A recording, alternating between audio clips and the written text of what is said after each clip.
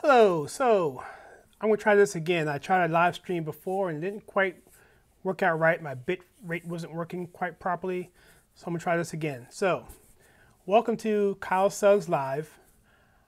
My name is Kyle Suggs. I am a former Democrat who is now a full-blown Trump supporter, and I've been involved in politics for quite a while now. I was really a convert based out of the 9/11 tragedy, because from that I pretty much realized that the Democrat Party was not the party that actually cared about what I felt, the security of America. At the time, I felt that the Democrats were using politics to push a narrative where it was America's fault. And I felt that was very, very disgusting, frankly, and something that I just couldn't be part of anymore. So fast forward to today, the 2017 era, where a gentleman by the name of Brandon Struck decided that he too felt the same way, that his party, Democrat Party, was betraying him, and he was of the notion that he was going to walk away. He created a video called the WalkAway campaign, and it started a movement. And so that's why I'm here, because I started doing a video and it grew into other things, and I wanted to do something that was going to be a little bit more responsive to the current events. And so with that, I'm going to do these videos hopefully twice a week, Sunday night at 9 p.m. Eastern Standard Time, which will be a preview for the current week. I'm going to look at some issues that I think is going to be interesting, maybe some pop culture, maybe some movies, maybe an interview here and there. Also, I'm going to look at potentially 3 to 5 issues that you would not see the coming week. So to keep an eye out for those. I'm calling them the top 5 issues you won't see on the mainstream media. And Friday will be around 9 o'clock, maybe 10 o'clock. I'm thinking 10 o'clock on Friday, which will be a recap of the previous week, which will basically say, hey, what did we get right? What did we get wrong? And so to recap, Sundays 9 p.m. Eastern Standard Time and Fridays 10 p.m. Eastern Standard Time. So I'm going to play a quick bumper video, and when we come back, we'll get into the show.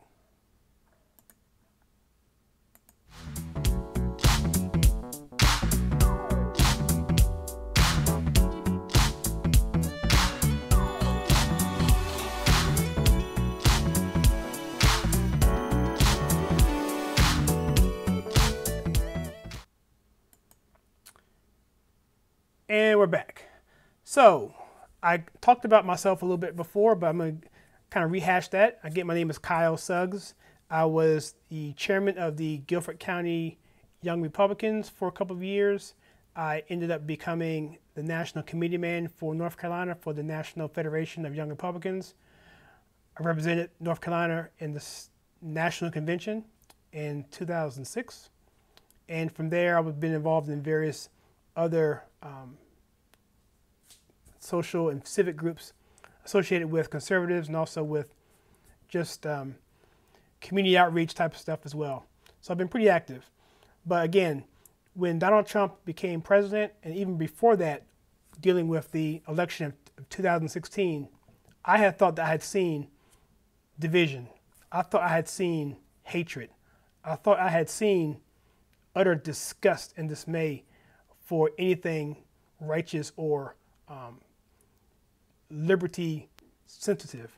I mean, if you even had a notion that you even cared about this country, you were, by the left, would pretty much ridicule you and call you all sorts of names, homophobic, xenophobic, racist, you name it, misogynistic.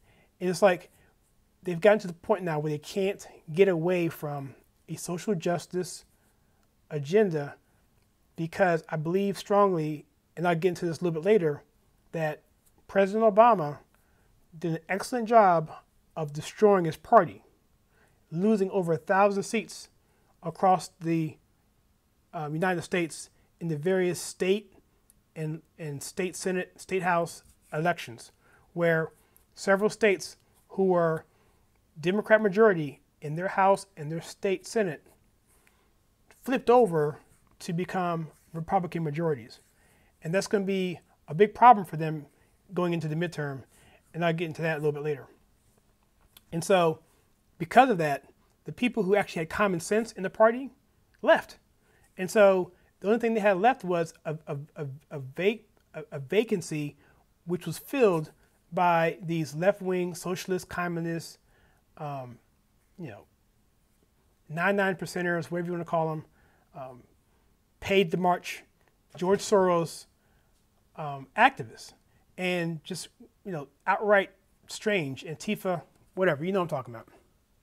And so that's one of the reasons why I think that, that they're going to have a hard time in the midterms. And so the WalkAway movement stemmed from that, because once that void started being filled in by these wackos, by these socialist wackos, the people who actually had common sense start to walk away. And so that's making the Republican Party a lot stronger. And I don't think that's going to be reflective right now in the current polling. And we'll cover some of that a little bit later as well. So enough about me. As far as the WalkAway movement, I kind of covered that.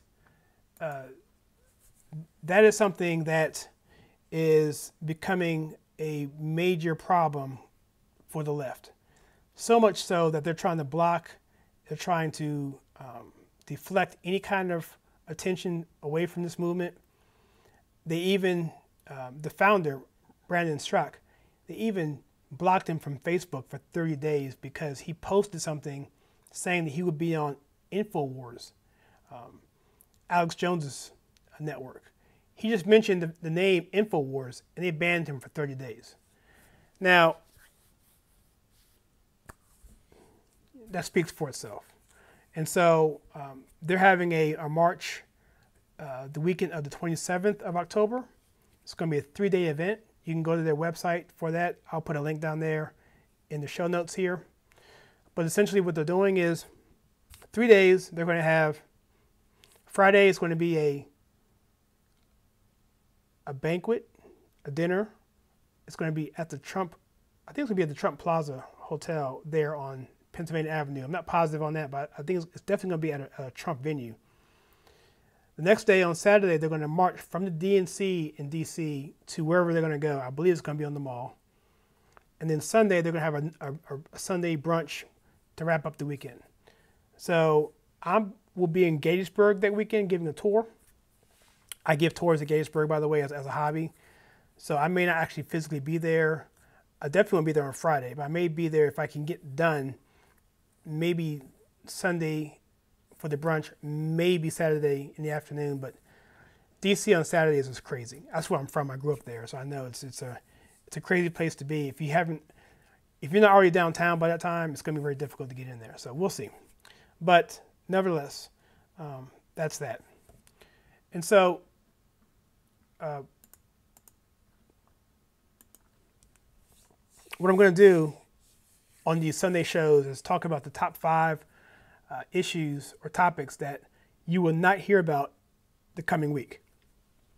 I think if we can kind of hedge that and kind of say, well, we always complain about what's not being covered, but if we can kind of, look ahead and say, okay, these are the issues that are not going to be covered, then we can start looking, in our feeds and start looking for stories that actually start talking about this, because they're going to be out there and they're going to be out there in abundance.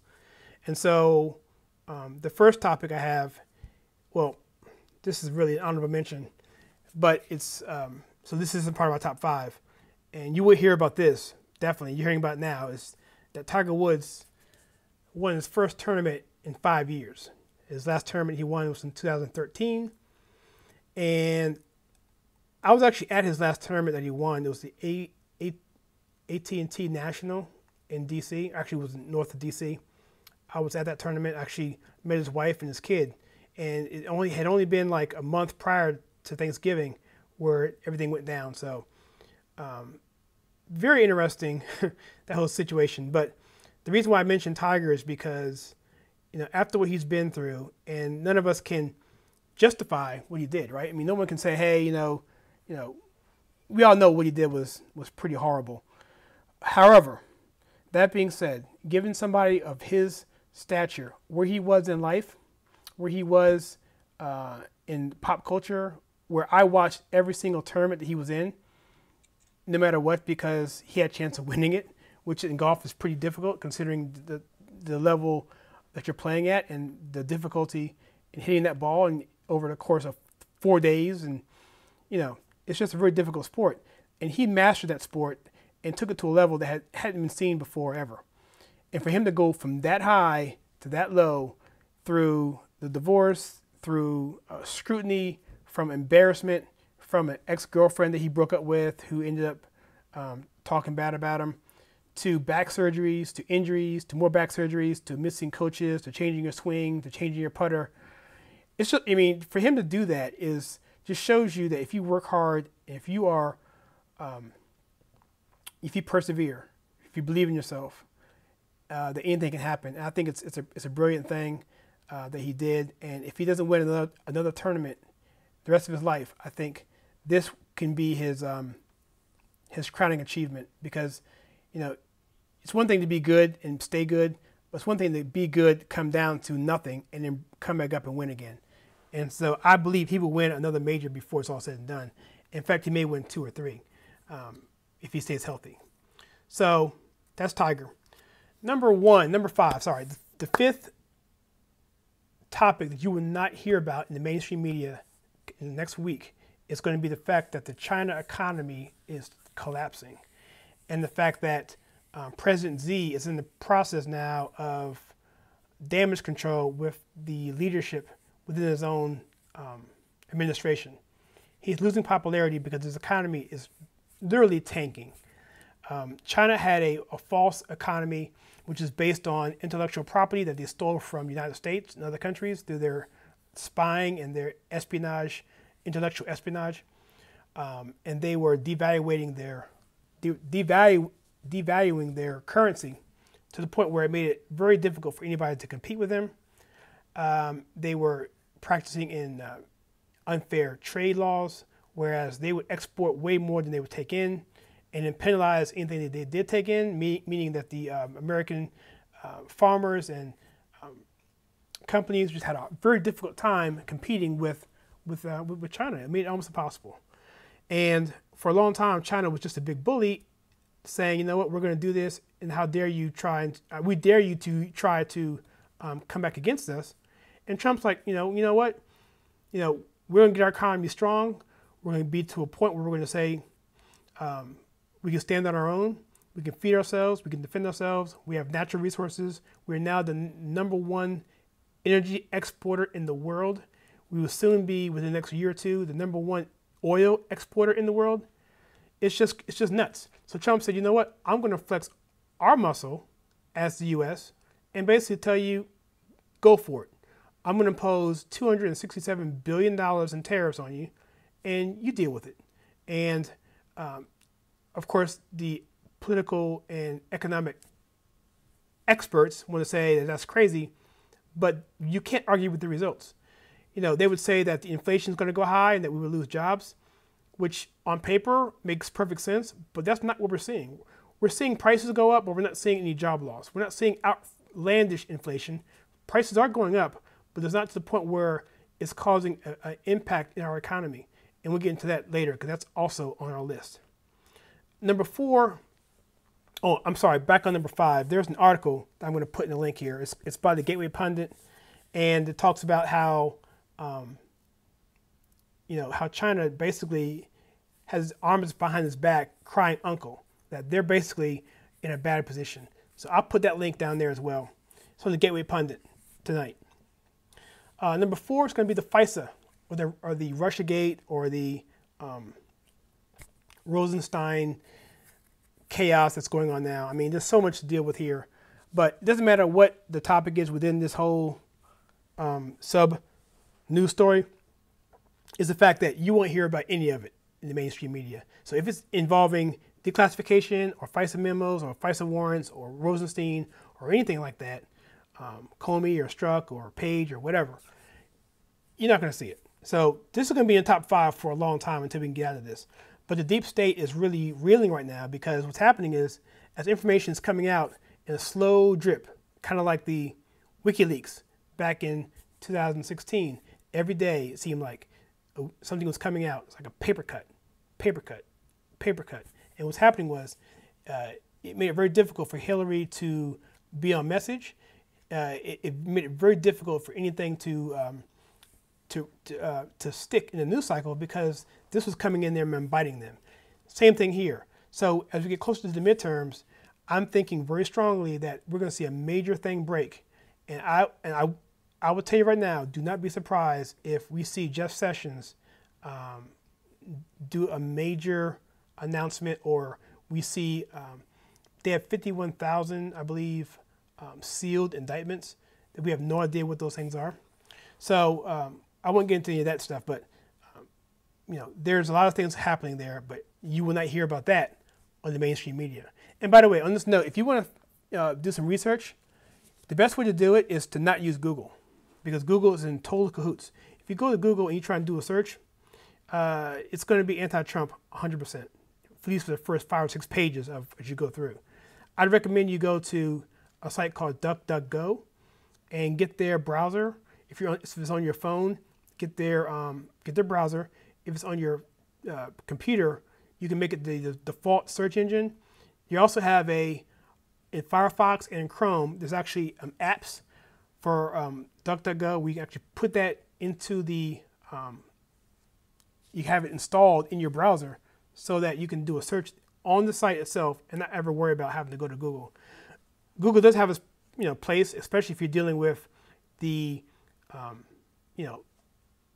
Google Maps and other things like that. If you're in the ecosystem of Google, it's very difficult to get away from it 100% for now.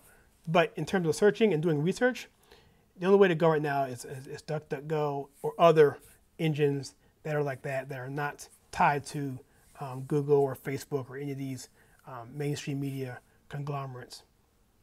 Okay, number 3, we kind of touched on this. It's going to be the economy. The economy is going crazy, and I could go on this for like another 30 minutes just on the economy, but yeah, we already know this. If you're on this page looking at this, you kind of already know that the economy is doing well, that MAGA is doing, it's crushing it right now. It's just no other way of looking at it. I will mention 2 things. One is that in the past 2 years, the record for the NASDAQ or the S&P 500 or the Dow has been broken a record 100 times. In other words, it's high 100 times in 2 years. That's nuts. It's reached over 26,000, which is, I remember a time when we thought we would never get to 20,000. And right now, it's doing its best. It's doing as well as it's ever done in the history of this country. I would argue probably around the World War II, I would think the production is a lot better then because we were manufacturing way much more for the military effort. But outside of World War II, I don't think that there's a better time in this country economically. And in some factors, it's even better than that. So, but that's number 1. Number 2, I was going to talk about is the fact that the only country in the world right now that's actually improving is the United States of America. This article, Breitbart, came out today or this week. I will put a link to that as well. The title is U.S. Only Improving Economy in the World Right Now. That in and of itself is kind of like the mic drop, right? I mean, of all the countries in the world, if the only country that's actually improving is America. And so all of this stuff about how bad America is, all this stuff about America was never great, all this stuff about America's racist, homophobic, misogynistic, killed the Indians, enslaved the blacks, whatever. All this stuff about this, it just goes to show you that America is not it's not through yet. I mean, we're nowhere near being done. We're not near being to the point where our potential has not been met. And to see people like I mentioned before, Tiger Woods, or you know, he's not a really good example. He's a sports figure, but where else in the world can you come from nothing and become something? Back to Tiger, I mean, when his dad, they would sneak on the golf course at night and play because they weren't allowed to play there because it was a private club. And one of the reasons why Tiger got so good was because he would play in the dark and he would call his shots. He would have to know how his shot was because he couldn't see the ball. And I remember I'm getting off on a tangent here, but I got to tell the story. I forget which tournament it was, but it was really dark. It was really dark one time, and they were trying to finish play. I volunteer for a golf tournament here in Greensboro, so I know a little bit about the sport and about timing and how they want to get things done, wrapped up for the following day and so forth. And all this time is money when it comes to golf, especially on the weekend. So they continued to play. It was hard to see, but there were some shots he couldn't see at all. It was the TV had to brighten the image up so you could even see it. So the golfers continued to play. It was the last round, last hole, and he ended up birding it or whatever, or he parred it, whatever. He played well even though it was dark. And he said that. He said, look, I grew up playing in the dark. We could sneak on the golf course and try and find our ball. So it better be in the fairway. Otherwise, you couldn't play. So, but my point to all that saying is that here you have a kid and his dad who couldn't play in the country, who didn't allow them to, well, it's private, so neither here nor there, but work with me here. They were able to come from nothing to become great. Serena Williams, who had a major meltdown, who had this major meltdown at the U.S. Open this past couple weeks. Even she grew up in poverty and now is probably one of the greatest players in the history of tennis. Some would say the greatest. I wouldn't say that. I'd say she's right there, probably behind Steffi Graf. But it's a fair argument.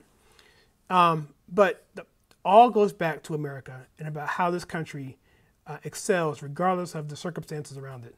And so that's something that you will not hear about this week on the mainstream media.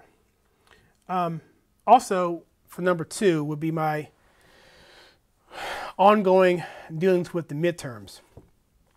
And the midterms are going to be extremely important this time around for many reasons. Right now, this is a whole nother video. In fact, I'm doing something right now. It's going to be a big project that is going to take me several weeks to finish.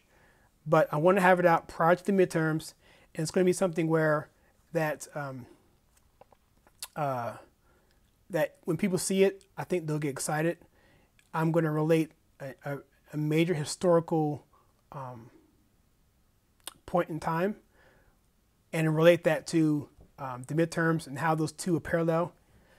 And I think when I do that, it will make you see how important this midterm is and what's at stake. Because I really can't even go into it right now because it's just so much. But to that point, specifically to this point, an article came out by the, I guess the NBC Wall Street Journal, have a poll came out which basically says that the Democrats hold a 12-point advantage over Republicans in their generic ballot. Now, a generic ballot is simply, you ask a person on the street or whomever you poll, who do you support, a Democrat or a Republican?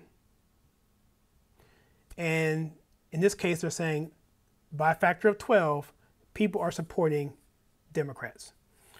Now, that's a pretty big margin, even for an optimist like me. However, if you read the article and go into some of the details there, they make a quick mention here. And they say that the Republican enthusiasm has now reached that of the Democrats. Now,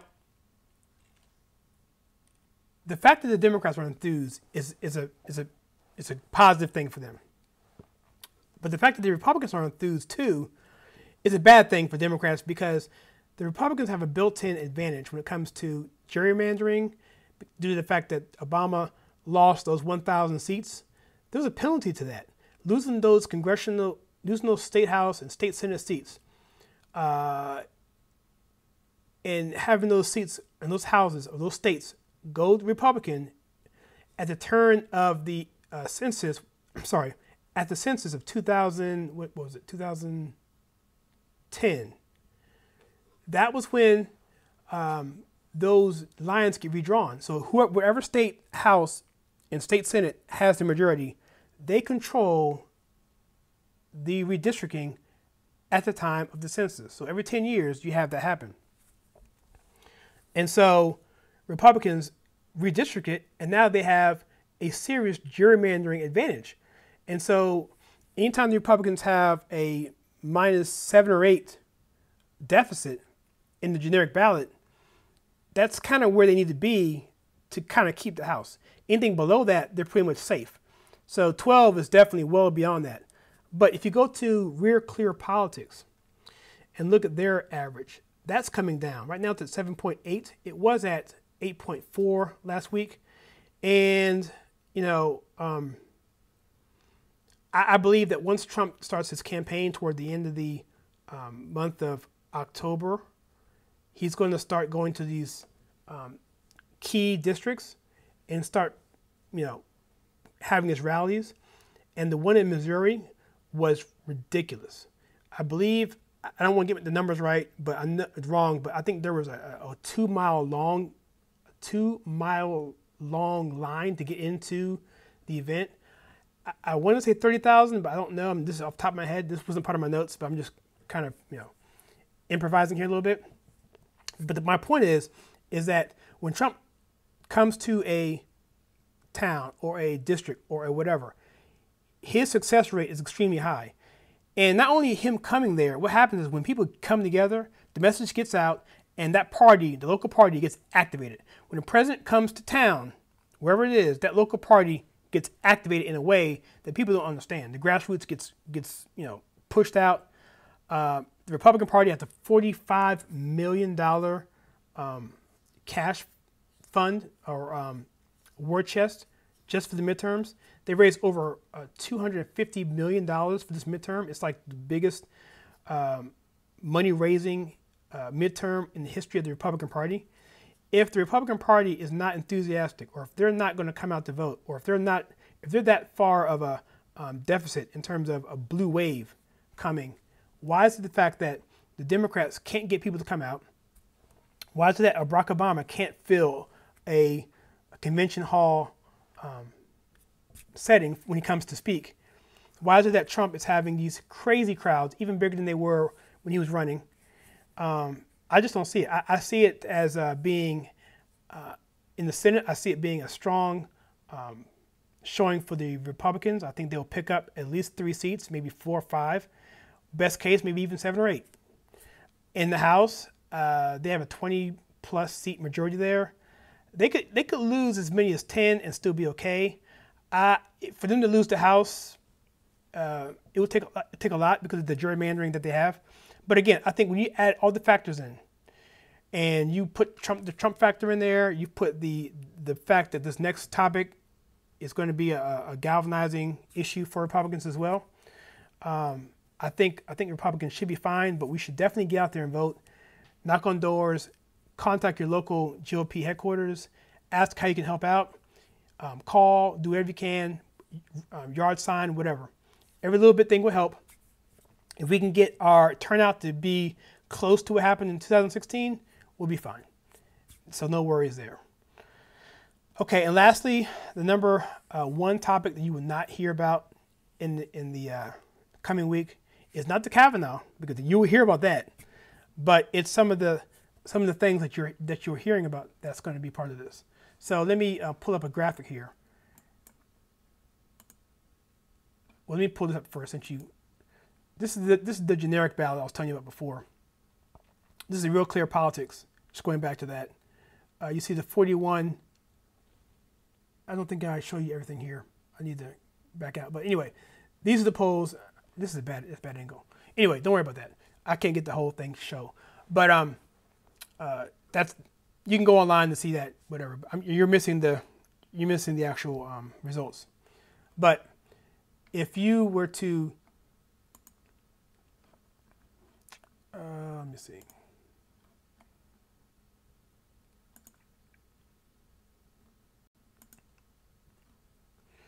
All right, let's get back to the Kavanaugh thing. So there's some articles out here on the Gateway Pundit where, where basically these headlines will not be talked about at all in the coming weeks. The things that are happening now with Kavanaugh, they're supposedly having a new accuser from college come up. Supposedly it's some indecent exposure at a party. And, I think people are, all of this stuff right here, it makes it very difficult to believe. I mean, if it happened, it's one thing.